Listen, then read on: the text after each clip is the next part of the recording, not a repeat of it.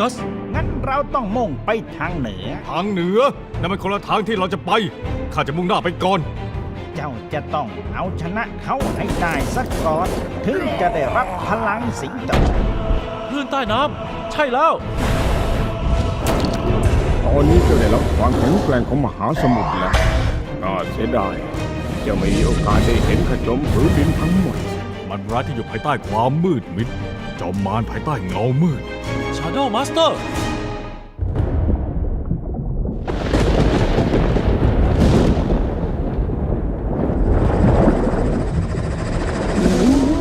เราอยู่ที่ไหนกัน ถ้าข้าคำนวณไม่ผิด เราควรจะอยู่สักที่ระหว่างทวีปอแลนเรีย และเกาะดามาร่า แต่นั่นหมายถึง เรากำลังมุ่งหน้าไปยังสามเหลี่ยมอแลนเดรีย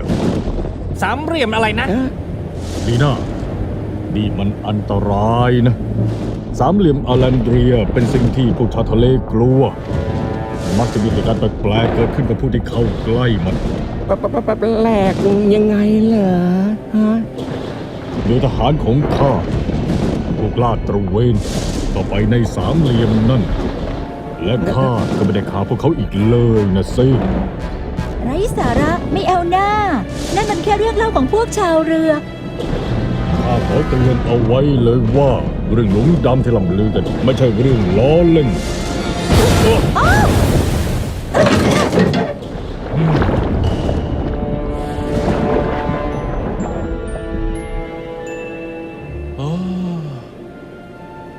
การฝึกนี่เยี่ยมมากเบกัส เจ้าพัฒนาได้เร็วมากๆเลย สิงโตตัวอย่างขนานแท้เลยนะเนี่ย ขอบคุณ แต่ข้าคงทำไม่ได้ถ้าไม่มีท่านอยู่ ไม่ใช่ข้าเพียงคนเดียวพี่สิงห์ ทีมของเจ้าด้วยนะ นี่คือข้อดีของการเป็นทีมเวิร์กจงเป็นหนึ่งเดียวกันเอาไว้ พวกเขายอดเยี่ยมมาก พวกเขาเชื่อมั่นในตัวข้าและไม่เคยทิ้งข้าด้วย พี่สิงห์ โอ้เฮ้เคน พวกเรามาถึงจุดอันตรายแล้ว เส้นทางที่เมกัสบอกมุ่งไปสู่สามเหลี่ยมอแลนเดรีย สามเหลี่ยมอะไรนะ ถ้าเราจะเดินเรือผ่านสามเหลี่ยมนี้ มันมีโอกาสที่เราจะหลงอยู่ในนั้น เหมือนทุกๆคนที่เข้าไป เคนทางผ่านสามเหลี่ยมนี้เป็นทางที่เร็วที่สุดเพื่อที่จะไปวิหารขาว เรื่องหลุมดำมันเป็นแค่เรื่องเล่าหลอกเด็กเท่านั้น เราควรหาทางอื่น มันไม่ใช่แค่นิทานหลอกเด็กหรอกนะ ทางอื่นจะใช้เวลานานกว่ามาก เวลาเหลือน้อยแล้วนะ ทางลัดนี่มันจะดียังไง ถ้าไม่เหลือใครรอดทำภารกิจต่อนะ ไม่มีทางเลือกอื่นแล้ว เราต้องเสี่ยง โชคชะตาของมหาสมุทรไม่สิอาจจะทัดจักรวาลอยู่ในมือเรา โอ้ย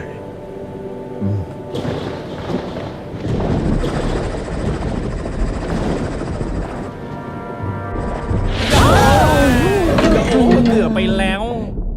ใช่ใกล้เกินไปด้วย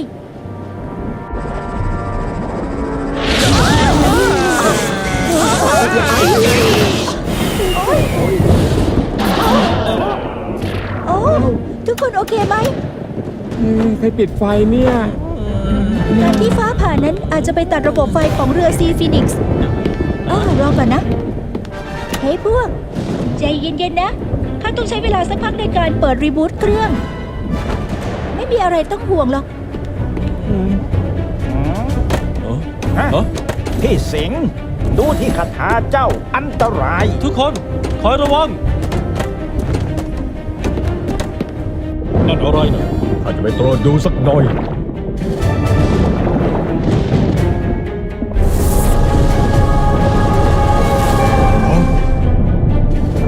ลีน่าเร็วเข้า ประตูหลุมดำเปิดแล้วไม่งั้นเราโดนดูดเข้าไปแน่ ข้ากำลังพยายามอยู่ เข้าไม่น่าเจ้านั่นมันจะดูดพวกเราเข้าไปหมดแล้ว เกือบแล้ว อีกหนึ่งเท่านั้น yes โอเค รีบไปจากที่นี่กันเถอะ อะไรเนี่ย มีอะไรติดอยู่ที่ใบพัดซีฟีนิกซ์ไม่ขยับเลยอะ ข้าจะไปดูให้ฮะ ฮะ เงือก ไม่ได้เลย มันติดแน่นหมด ลีน่าข้าจะออกไปช่วยเคนด้านนอก เราจะออกไปได้ทันทีที่เราแก้มันได้ ไม่นะ อย่าออกไป มันอันตรายเกินไป เจ้าอาจจะโดนดูดเข้าไปได้ ข้าทิ้งเคนให้อยู่ข้างนอกคนเดียวไม่ได้ ถ้าข้าไม่ออกไปพวกเราทั้งหมดจะโดนดูดเข้าไปแทน พี่สิงห์ไม่ เยอะเยอะ เคน เยอะเยอะเยอะ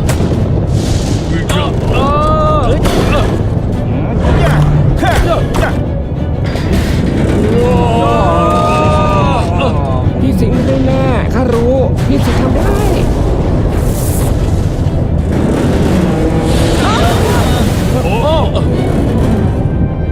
จะได้แล้ว อีกนิดเดียว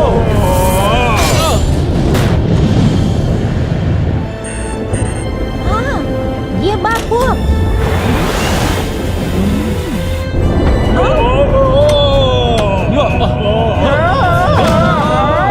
ี่สิงห์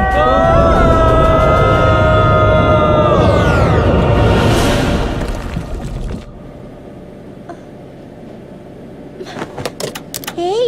พี่สิงห์ได้ยินข้าไหม เมกัส พี่สิงห์พวกเจ้าอยู่ไหนกัน เดี๋ยวคิดว่าพวกเขาไม่นะ พวกเขาคงไม่เป็นไปไม่ได้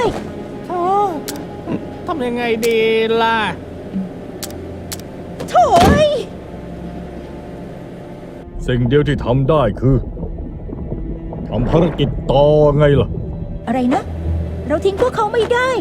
เราต้องหาพวกเขาให้พบ ลีน่า สิ่งที่สำคัญที่สุดคือ การตามหาไข่มุกแห่งมหาสมุทรหน้าที่ของพวกเราคือต้องเดินหน้าต่อ ไม่อยากจะเชื่อเลยเคน พี่สิงห์ไม่เคยทอดทิ้งเจ้า ทำไมเจ้าถึงได้ พวกเขาเป็นนักรบผู้กล้าหาญและนี่คือสิ่งที่พวกเขาต้องการข้ายังมีคริสตัลฉลาม และเจ้าก็ยังมีนิมิตที่จะนำพวกเราไป พวกเราต้องทำภารกิจต่อ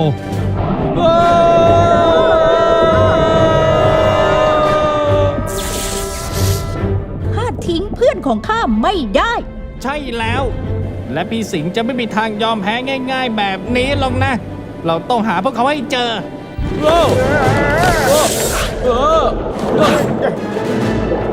การทำภารกิจให้สำเร็จ เป็นการตอบแทนที่ดีที่สุดต่อผู้ที่ล่วงลับ ผู้ที่ล่วงลับเหรอ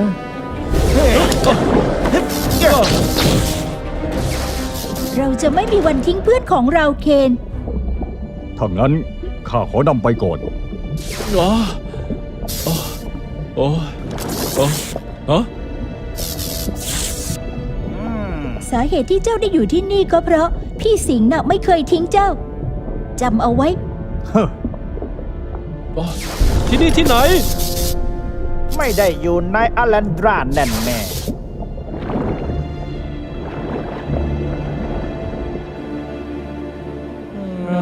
ไปแล้วไป สวัสดี มีใครอยู่ไหมฮะ ฮะโอ้ย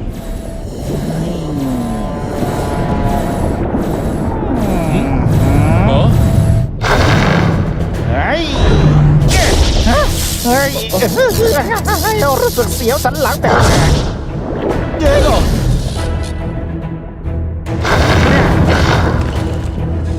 เฮ้ย ฮ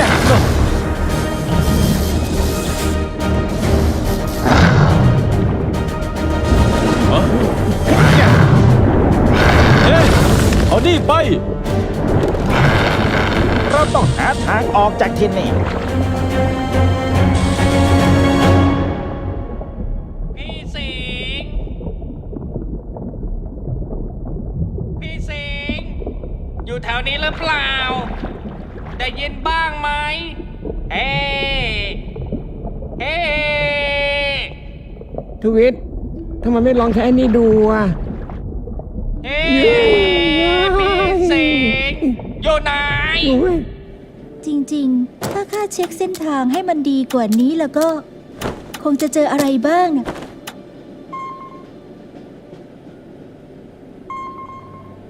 เจออะไรบ้างไหม ไม่มีเลย เคนอาจจะพูดถูก บางทีพี่สิงห์กับเมกัส อาจจะ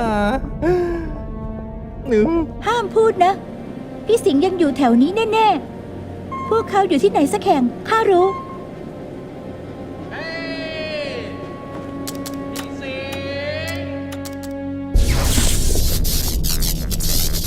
งห์ ที่นี่มีพลังงานบางอย่างที่ประหลาดอยากกับอยู่กันคนละมิติเลยนะเนี่ยอืมระดับออกซิเจนต่ำแล้วพี่สิงห์เจ้าควรผ่อนคลายลงหน่อยนะ มันนี่เราต้องหาที่กำบังให้เจ้าซะก่อน เจ้าต้องเก็บพลังเอาไว้ภายหลัง